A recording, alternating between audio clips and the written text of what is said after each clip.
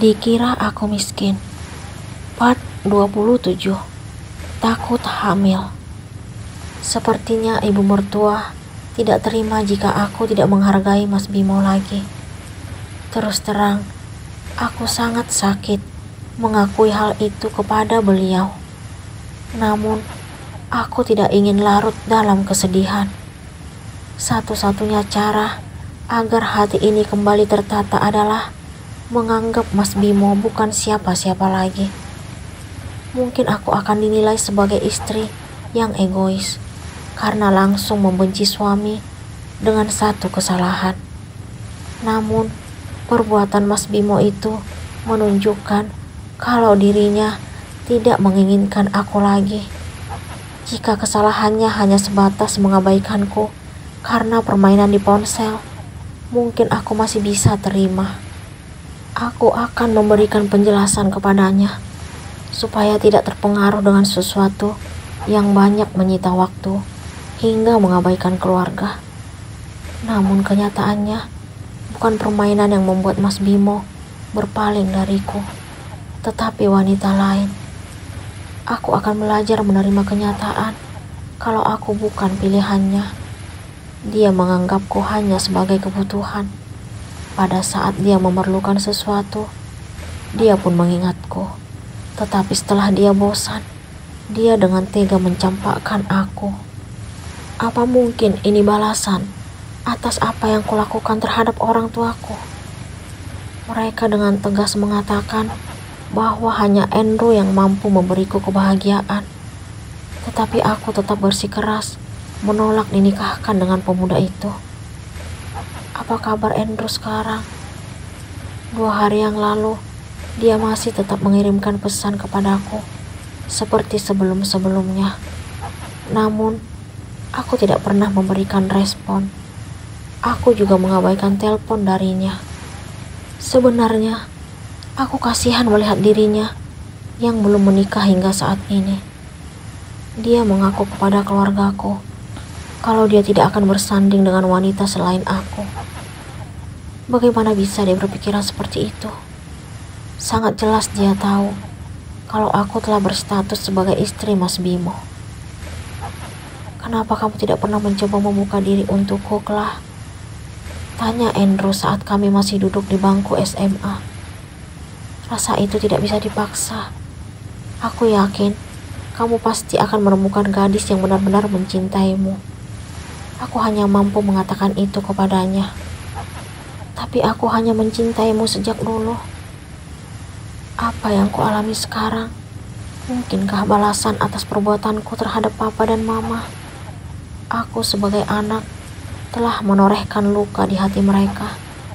Aku masih sangat ingat ketika mama menangis dan memohon agar aku tidak menikah dengan Mas Bimo. Jangan salah pilih suami, sayang.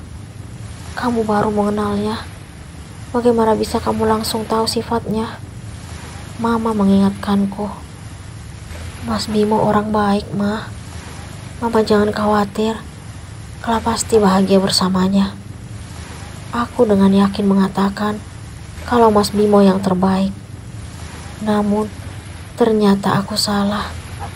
Sekarang aku baru sadar dan mengakui kalau apa yang papa dan mama katakan memang benar adanya. Nasi sudah menjadi bubur. Semuanya telah terjadi. Aku tidak mungkin mampu untuk mengubah keadaan agar mengikuti keinginan papa dan mama. Saat ini, mereka justru tidak menganggapku lagi sebagai anak, walaupun Kak Ratu beberapa kali menyampaikan kalau papa dan mama merindukanku. Terus terang, aku makin tidak kuasa untuk bertemu dengan orang tuaku setelah perbuatan Mas Bimo.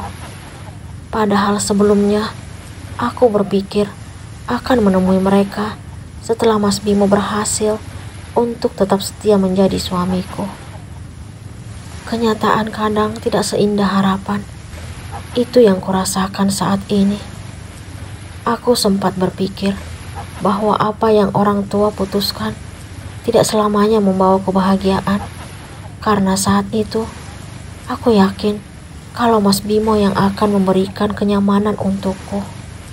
Ternyata apa yang aku pikirkan berbanding terbalik dengan kenyataan.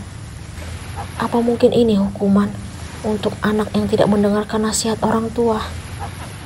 Hukuman untuk wanita yang mengabaikan cinta seorang pemuda baik. Maafin aku, Pa, Ma, Andrew. Malam ini setelah menidurkan Bagas, aku memilih duduk di ruang TV untuk menelpon Kak Ratu. Sementara Mas Bimo sedang berkutat dengan pekerjaannya di ruang tamu. Semenjak hubungan kami tidak seperti dulu lagi, kebiasaannya pun berubah.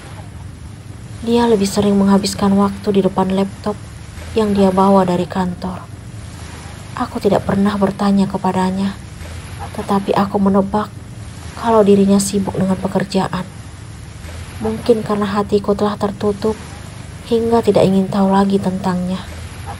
Aku bahkan jarang memberikan respon ketika dia berbicara kepadaku.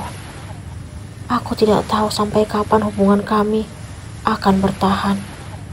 Seandainya Bagas tidak terlalu dekat dengan Mas Bimo, mungkin akan mudah bagiku untuk meninggalkan rumah ini.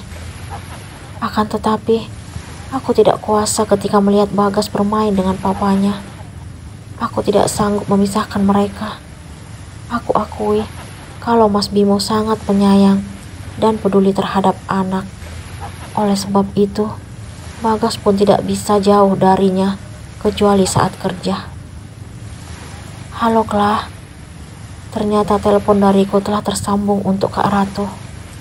Halo, Kak. Maaf kalau aku ganggu. Enggak kok. Ini kakak lagi nyantai di kamar. Kak Revan ada. Aku takut kalau Kak Revan mendengar pembicaraan kami.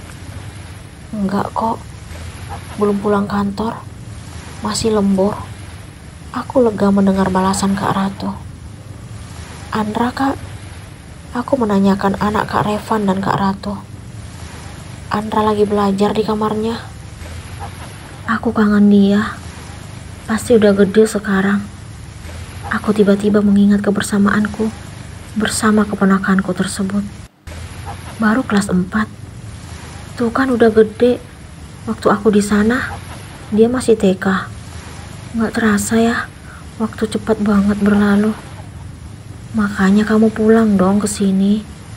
Kakak juga ingin ketemu Bagas.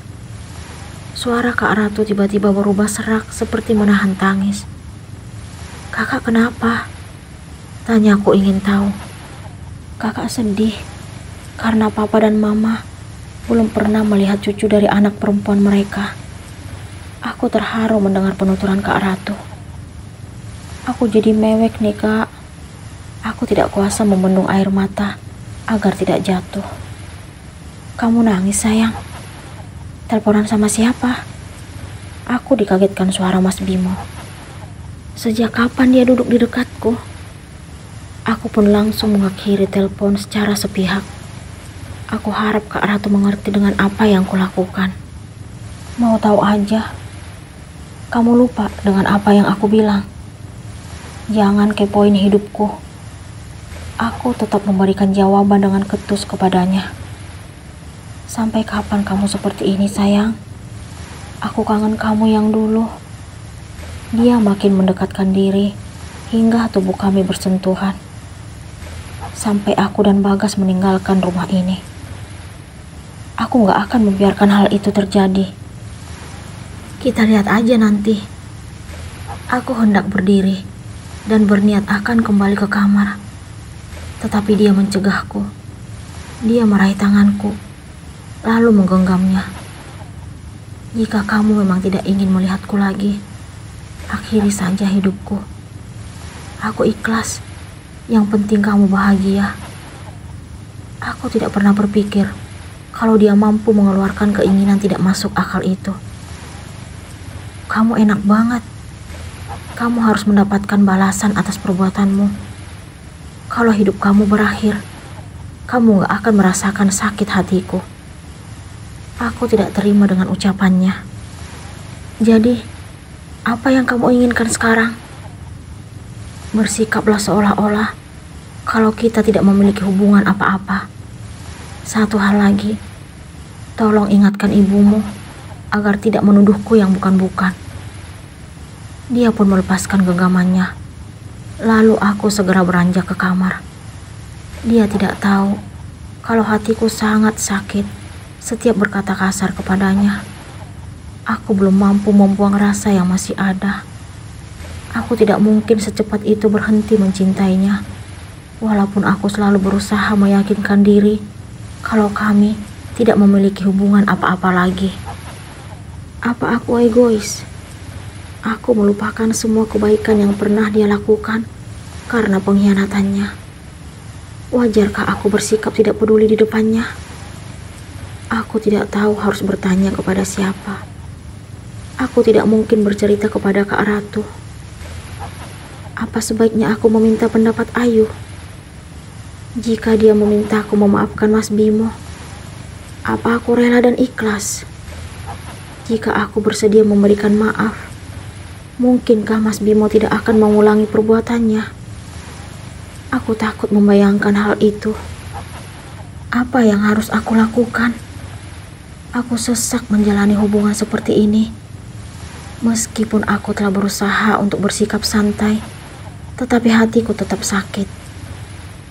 Aku merindukan saat-saat bermesraan dengannya ketika Bagas telah tidur. Biasanya, Mas Bimo akan bercerita sambil memelukku sebelum kami menuju alam mimpi. Namun beberapa minggu ini, kami tidak melakukan rutinitas itu lagi karena aku berusaha menjaga jarak darinya. Aku kangen, sayang. Aku terkejut merasakan pelukan Mas Bimo. Apa dia mengetahui isi hatiku? Dia selalu saja muncul tiba-tiba. Apa mungkin aku yang selalu sering menghayal hingga tidak menyadari keberadaannya? Entah kenapa, aku tidak kuasa saat dia memberikan sentuhan-sentuhan yang mampu membuatku terbuai.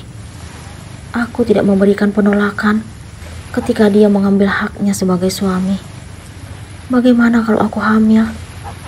Biasanya aku minum pil untuk mencegah kehamilan karena mengingat Bagas masih kecil.